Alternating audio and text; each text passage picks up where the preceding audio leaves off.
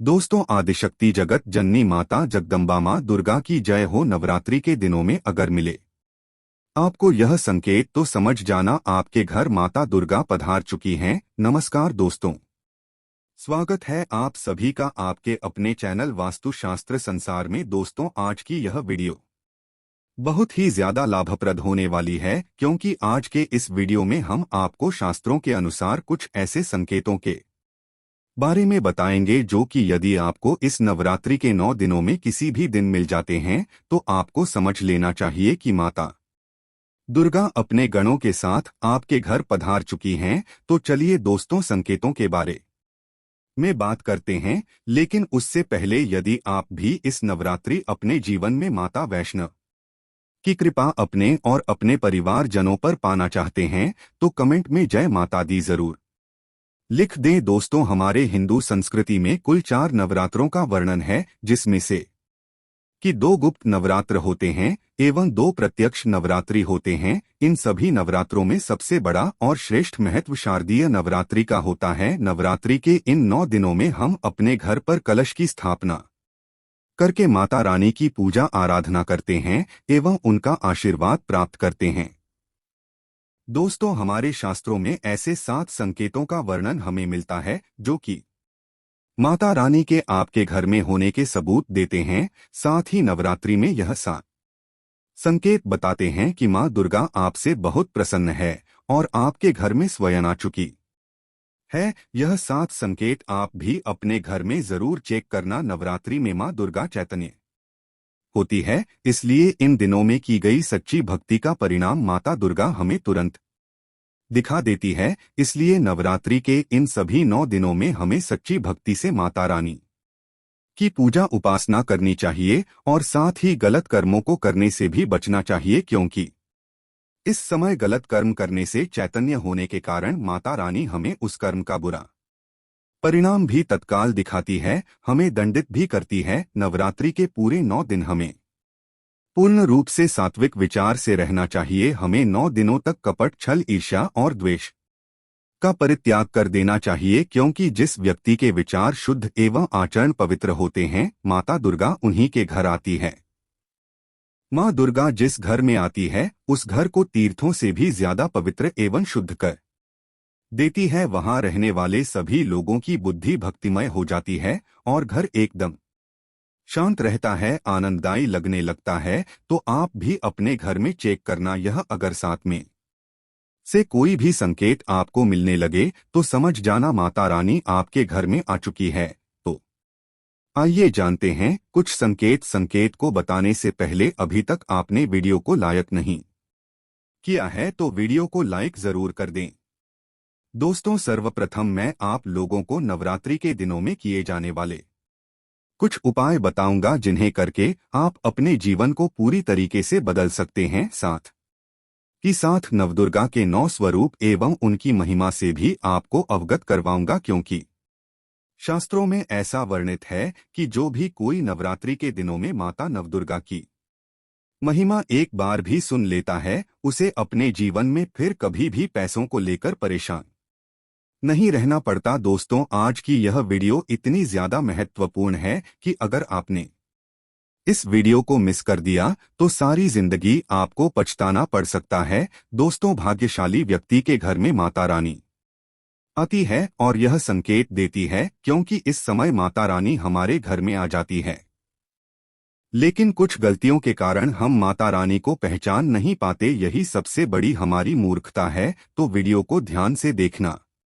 माता रानी के जो 9 स्वरूप कहे गए हैं, उनकी पूजा करने से हमें अलग अलग फल की प्राप्ति होती है। यह जानकारी सबसे पहले जानते हैं, क्योंकि आप में से अधिकतर लोग वीडियो को देख रहे हैं वह नवदुर्गा माता की पूजा करते हैं, लेकिन उनके जो 9 स्वरूप है उनकी पूजा करने से कौन से फल की प्राप्ति होती है उनके बारे में उन्हें पता नहीं होता। तो सारी जानकारी विस्तार से बताऊंगा। अगर आप माता रानी के सच्चे भक्त हैं तो वीडियो को पूरा जरूर देखना, क्योंकि अधूरा ज्ञान हमेशा खतरनाक साबित होता है। ध्यान से देखना और कमेंट बॉक्स में जय माता दी जरूर लिखना। नवरात्रि के प्रथम दिन हम देवी मां शैलपुत्री की पूजा करते हैं। नवरात्रि में जो माता का प्रथम स्वरूप है वह है शैलपुत्री। तो शैलपुत्री किस लिए बोला जाता है? यह पर्वतराज हिमालय के घर पुत्री के रूप में उत्पन्न हुई थी, इसलिए इनका नाम शैलपुत्री पड़ा है। वृषभ में माता जो शैलपुत्री स्थित रहती है, वृषभ इनका वाहन है। यह अपने हाथों में खड़ग, चक्र, गदा, धनुष, बाण, परीक्ष, शूल, सुम, कपाल और शंख को धारण करके संपूर्ण आभूषण से विभूषित होती है। नीलमणि के समान कांति युक्त 10 भुजा माता के हैं। चरण वाली है। इनके दाहिने हाथ में त्रिशूल और बाएं हाथ में कमल पुष्प है। देवी शैल पुत्री शक्ति, दृढ़ता, आधार पर स्थिरता का प्रतीक है। माता की उपासना करने से जीवन में स्थिरता आती है। तो अगर आप भी माता शैलपुत्री को प्रसन्न करना चाहते हैं तो आपके जीवन में स्थिरता आएगी। माता शैलपुत्री का जो बीज मंत्र है वो है ओम संघ शैलपुत्री देवीय नमः। नवरात्रि के द्वितीय दिवस हम माता ब्रह्मचारिणी की पूजा करते हैं। देवी ब्रह्मचारिणी की आराधना करने से कई प्रकार के मनोरथ की पूर्ति होती है। देवी ब्रह्मचारिणी इनका नाम क्यों पड़ा यह भी जान लेते हैं। तो भगवान शिव से विवाह करने के लिए प्रतिज्ञाबद्ध देवी माता पार्वती ने कठोर ब्रह्मचार्य का पालन किया। ब्रह्म का अर्थ होता है तपस्या और चारणी का, और नीचे वाले हाथ में कटार रखे हुए हैं। इनकी पूजा करने से सभी पापों से मुक्ति, दुश्मनों का नाश और तेज बढ़ता है। माँ अपने भक्तों के सभी प्रकार के कष्टों और भय से मुक्त करती है। माता का जो बीज मंत्र है ओम ऐं ह्लीं क्लीं चामुंडाय विचय, इस मंत्र का जाप करने से माता बहुत ही प्रसन्न होती है। या फिर ओम काली के नम, इस मंत्र का भी जाप कर सकते हैं। दोस्तों, नवरात्रि के अष्टमी के दिन नवरात्रि के जो अष्टम स्वरूप कही गई है माँ महागौरी, माँ दुर्गा का जो अष्टमी स्वरूप है यह महागौरी है। हिमालय में तपस्या करते समय गौरी का शरीर धूल मिट्टी से ढककर मलिन हो गया था, जिसे शिव ने गंगाजल से शुद्ध करके गंदगी को बाहर निकाल मलिन शरीर को गौर वर्ण प्रदान किया। इसलिए माता का नाम गौरी पड़ा है, महागौरी पड़ा है। इनका स्वरूप जान लेते हैं और इनकी पूजा करने से क्या फल प्राप्त होता है आइए जानते हैं। तो देवी माता का स्वरूप कुछ इस प्रकार से है। देवी महागौरी के वस्त्र एवं आभूषण जो है श्वेत कलर के हैं। इनकी 4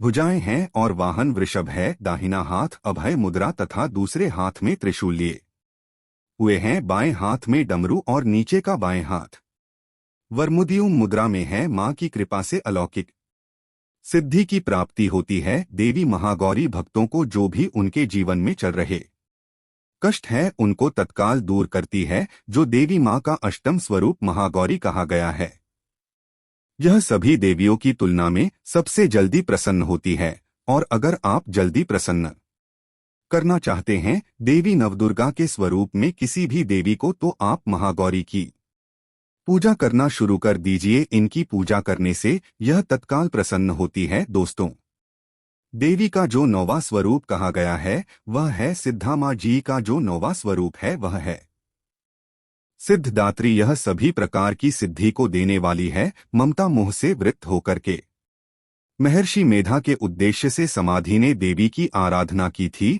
और ज्ञान प्राप्त करके मुक्ति प्राप्त की थी। सिद्धि अर्थात मोक्ष को देने वाली तो देवी माँ की पूजा पाठ करने से सभी प्रकार की सिद्ध की प्राप्ति होती है, सभी प्रकार की कामना की पूर्ति होती है। इसीलिए नवरात्र के 9 दिन इनकी पूजा करते हैं। इनका स्वरूप जान लेते हैं।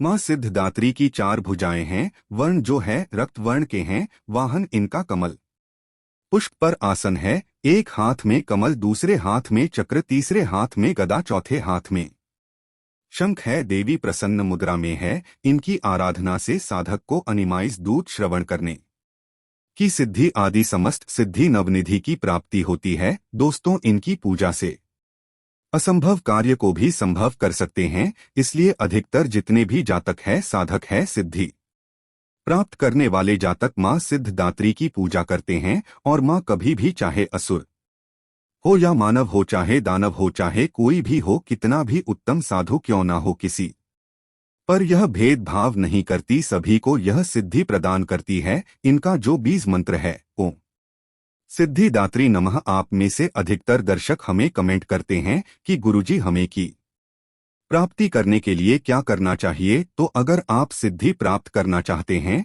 तो माँ सिद्धिदात्री की आराधना करना शुरू कर दीजिए और जो 20 मंत्र बताया है इस 20 मंत्र का जितना ज्यादा हो सके जाप करें। इस 20 मंत्र का जाप करने से आपको 8 प्रकार की सिद्धि और 9 प्रकार की निधि की प्राप्ति होती है। दोस्तों आइए दोस्तों अब हम जानते हैं नवरात्रि के वह 7 संकेत जो बताते हैं माता रानी आपसे बेहद प्रसन्न है एवं आपके घर आ गई है। पहला संकेत है बार बार गौ माता का आना। जिस घर में मां दुर्गा रहती है उस घर में उनकी बहन कामधेनु उनकी सेवा के लिए उनके दर्शन के लिए बार बार घर के द्वार पर आती ही है और यह घर के इर्द गिर्द घूमती रहती है जाती है फिर अगले दिन आ जाती है तो समझ जाना माता रानी आपके घर में आ चुकी है। दूसरा संकेत मधुमक्खी का घर में आना। जी हाँ दोस्तों, मधुमक्खी को मां दुर्गा का स्वरूप कहा गया है। जिस घर में नवरात्रि में मधुमक्खी आती है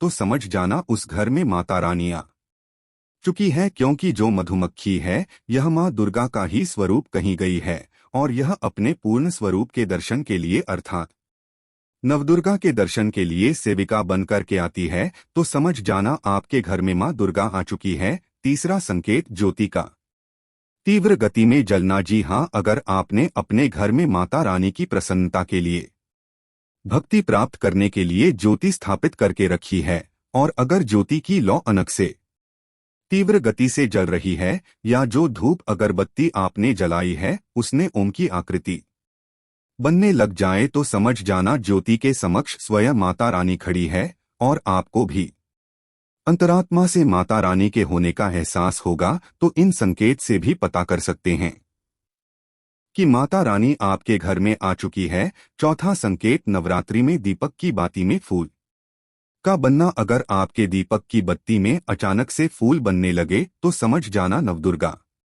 माता आपके ऊपर बहुत प्रसन्न है, आपके ऊपर पूर्ण रूप से अपनी कृपा बरसा रही है और माता रानी आपके घर में आ चुकी है। आपके सभी कष्टों को दूर करके माता रानी इस लोक से फिर जाएंगी अर्थात आपके घर से जाएंगी। दोस्तों पांचवा संकेत बताते हैं बार बार घर में अगर काली चींटी निकलने लगे, अगर काली चींटी समूह में निकल रही है और रास्ता काट रही है तो समझ जाना माता रानी आ चुकी है और आपकी सभी प्रकार की इच्छा को पूर्ण करके ही जाएंगी। यह माता लक्ष्मी के होने का एहसास कराता है। छठवां संकेत अचानक घर में मनमोहक सुगंध आने लगे। अब यह संकेत बहुत ही ज्यादा बड़ा संकेत है। दोस्तों अगर आपको अपने घर में अचानक से इत्र परफ्यूम मोगरे जैसी या कोई भी मनमोहक सुगंध आने लगे, तीव्र सुगंध आने लगे, ठंडी हवा चलने लगे तो समझ जाना माता रानी आ चुकी है और अपने होने का एहसास आपको दे रही है।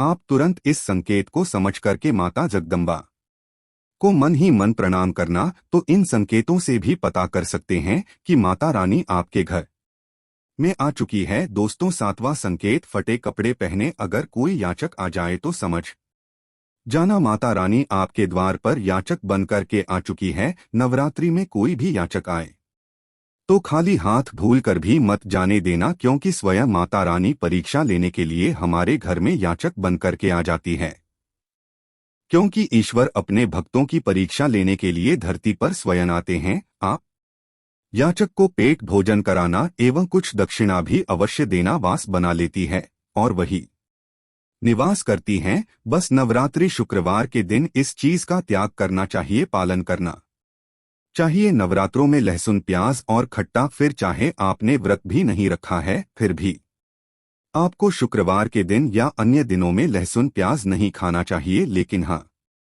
पानी पूरी आप खा सकते हैं, वह भी जब नवरात्रि समाप्त हो जाए। दोस्तों नवरात्रि के दिन सेब जरूर खाना चाहिए। शास्त्रों में बताया जाता है कि भगवान के भोग में सेब आदि जरूर किया जाता है। अगर आपका व्रत है तो आपको सेब जरूर खाना चाहिए, केला पपीता तरबूज और मीठे अंगूर जरूर खाना चाहिए। इन फलों से व्रत भारी को शक्ति मिलती है और व्रत संपूर्ण हो जाता है। शास्त्रों में बताया जाता है कि नवरात्रों के दिनों में सीताफल जरूर खाना चाहिए। सीताफल खाने से 20 ऐसी बीमारियां हैं जो खत्म हो जाती है। माना जाता है नवरात्रों के दिनों में सीताफल का घर में प्रवेश होना ही शुभ माना गया है सीताफल खाने से नवरात्रि का व्रत सफल हो जाता है, क्योंकि इसमें माता सीता का आशीर्वाद मिला हुआ होता है। माना जाता है भगवान राम के वनवास के द्वार में माता सीता ने यही फल खाया था। नवरात्रि के दौरान इसे जो भी खाता है